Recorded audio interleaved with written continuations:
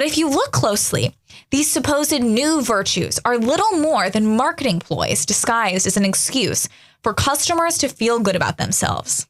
They are tools for aggregating money and power through the tactical employment of self-gratification. And if you think about it, this is the exact opposite of loyalty.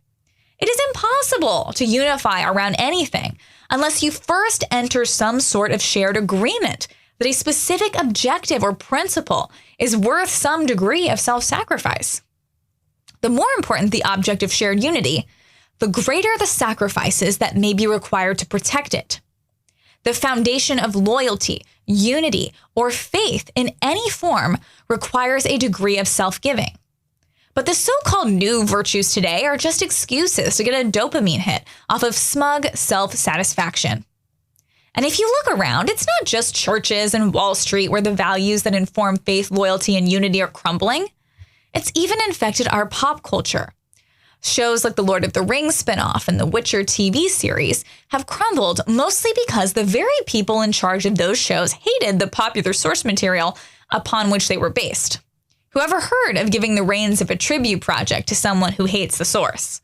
It's unthinkably ill-advised, but there are only 2 recent examples of a slew of instances where this keeps happening. We also have a disturbingly high prevalence of disloyalty at every level of our government.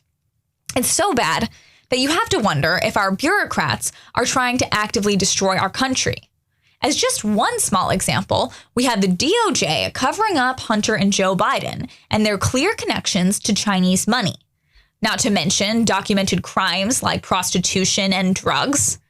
It's clear that in the absence of loyalty, especially in government, the more base motivators, such as personal greed and lust for power, become the guideposts by which our politicians make their decisions. Look, it's very clear that the Democrats and media are going to try to foment as much conflict as possible within the GOP.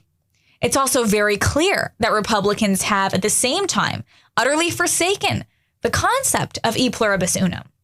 But if we are to have any kind of success in 2024 and beyond, a more firm response to these antics is going to be required, and sooner rather than later. The Democrats, with their hive mind mentality, understand the power of unity, at least when it comes to politics. This is what allows them to bring together people who don't even like each other. This is what allows them to support someone in their own party they may hate. For example, it's clear that Nancy Pelosi and AOC couldn't be further from each other in terms of personality. One is a corrupt crony who's been in politics for decades and enjoys being a fat cat with power, while the other is newer to the scene, a full-blown believer in socialism, and doesn't want to compromise on anything. Yet they find ways to work together. Does our side do the same? Has our party figured out how to have different perspectives yet always fall in line when push comes to shove for the Republican Party? I don't think so. For all their love of the founders, the GOP leadership has so far failed to grasp the importance of this virtue of faith, loyalty, and unity. It's time we get it back if we want to win.